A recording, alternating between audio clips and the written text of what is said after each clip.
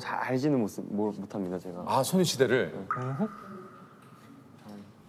아 정말. 근데 어떻게 보면 그럴 수 있지. 제덕 씨 소녀시대가 데뷔했을 때가 제덕 씨 나이가 뭐 2살, 3살 때구나 제덕 씨가. 그렇죠, 그렇죠. 지금 그 두 분도 왜 소녀시대를 근데 듣고 보니까 그럴 수 있겠네요. 아니 그 세 분은 호칭은 어떻게 하세요? 저는 그냥 동생들 이름 이름 부르시고. 불러주고, 네. 네. 저도 그냥 뭐 진혁이한테 형이라고 하고요. 뭐 제덕이한테는 뭐 약간 덕구라고 합니다. 덕구라고 마지막 자로. 네. 그냥 덕구야 뭐 이렇게 그냥 가끔 이렇게. 귀엽게 그냥 애칭처럼. 그럼 제덕 선수는 뭐라고 부릅니까? 네? 우진이 형, 진혁이 형 이렇게.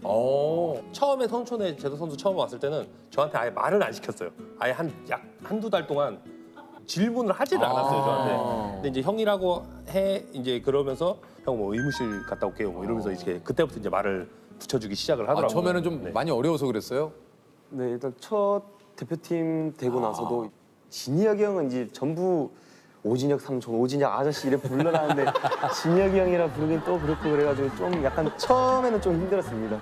말 걸고 싶은데. 그러니까 나 뭔지 알겠어요. 그러니까 뭐 부르기가 힘든 거 애매하고. 그렇죠. 예? 그렇다고 뭐 또 삼촌. 근데 저기 아저씨. 그러기도 또 좀 약간 애매하고. 예? 그러니까 그냥 차라리 시키는 것만 하자. 그래서 그런 거죠. 네, 그런데 이제 조금씩 좀 약간씩 말 조금씩 하다 보니까 이제 자연스럽게 진혁이 형 하고.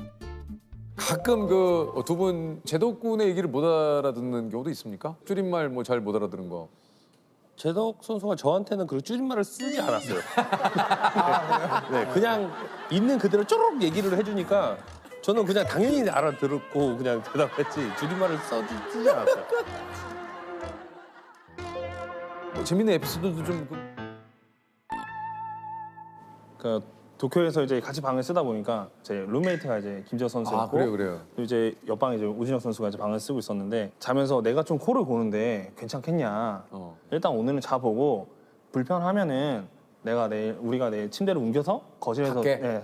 근데 제덕 선수가 다음 날 그러더라고요. 새벽에 잠깐 깼는데 잠깐 자면 1시간도 못 잤다.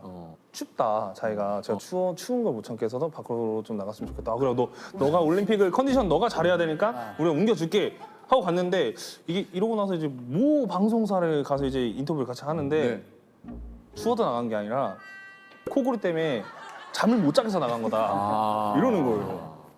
어떤 게 맞는 겁니까, 제덕 선수? 일단은 첫날에 너무 힘들었습니다. 뭐가? 1시간은 잤다가 깼는데 딱 깨니까 코 소리가 너무 크게 들리더라고요. 근데 또 방도 너무 춥고 그래가지고 잠시 안 되겠다 화장실 가서 이제 소변을 보고 들어가려는데 몸이 거부를 하는 거예요. 그래가지고 거실에서 앉아서 이렇게 의자 앉아서 이렇게 있는데 이제 방에 거실 있고 방이 이렇게 두 개가 있습니다. 이제 오진혁 선수 쓰고 김우진 선수랑 저랑 같이 쓰는데 양쪽 두 방에서 코 고는 소리가 들어가지고 이게 진짜 화장실에서 잘까 이런 생각 들었는데 그래서 김우진 선수한테 얘기해야겠다. 제가 그래서 심지어 그때 도쿄에 갔을 때 제덕 선수한테 무조건 너 먼저 자라 우리보다. 너 진짜 잠 못 잔다. 잠 들고 나서 내가. 그랬더니 자겠다. 뭐 아니면 뭐 엄청 왔다 갔다 하더라고요. 뭐 여기 정리했다 여기 정리했다 뭐 어디 갔다 왔다 갔다를 하더라고요. 그래서 네 운명이지 뭐 하고 저 그 작업 때문에 이제는 나도 버티기 힘들다. 돌이킬 수 없다 이제는. 내일 만나자 그러고 잤죠. 파이팅은 왜 갑자기 하시게 된 건지. 일단 처음에 원래 저가 시합을 나가면 긴장을 좀 많이 하는 성격 스타일이어가지고 감독님한테 처음에 말씀드렸습니다. 이제 이거 저 무대에 올라가서 화이팅 크게 외치면 소리 질러도 되는지. 근데 좋다. 그 대신 상대 선수가 쏠 때는 매너가 아니니까 하지 말고 뭐 우리 한국 양궁 대표팀의 기합을 부려주고 오히려 좋은 쪽으로 가면 그건 좋을 것 같다. 괜찮다. 네, 더 자신 있게 하라 이래요. 그래서 파이팅을 하시기 시작한 네, 거예요. 그래서 뭐 최종적으로 올림픽 끝나고 나서에 든 생각은 저희 한국 양궁 대표팀의 긴장감과 부담감을 낮춰주고 상대 팀의 긴장감과 부담감을 높여주는 약간 전략적인 그런 거라고 생각해요. 4강 한일전이 또 하이라이트였습니다. 맞아요. 이게 또 슈도프까지 갔어요. 맞아요. 이게 속으로 어떤 주문들을 좀 외우셨습니까? 일단 슈도프 했을 때 우진이 형이 첫발 9점을 쏘였습니다. 근데 상대편이 10점을 쏘는 거 보고 맞아요.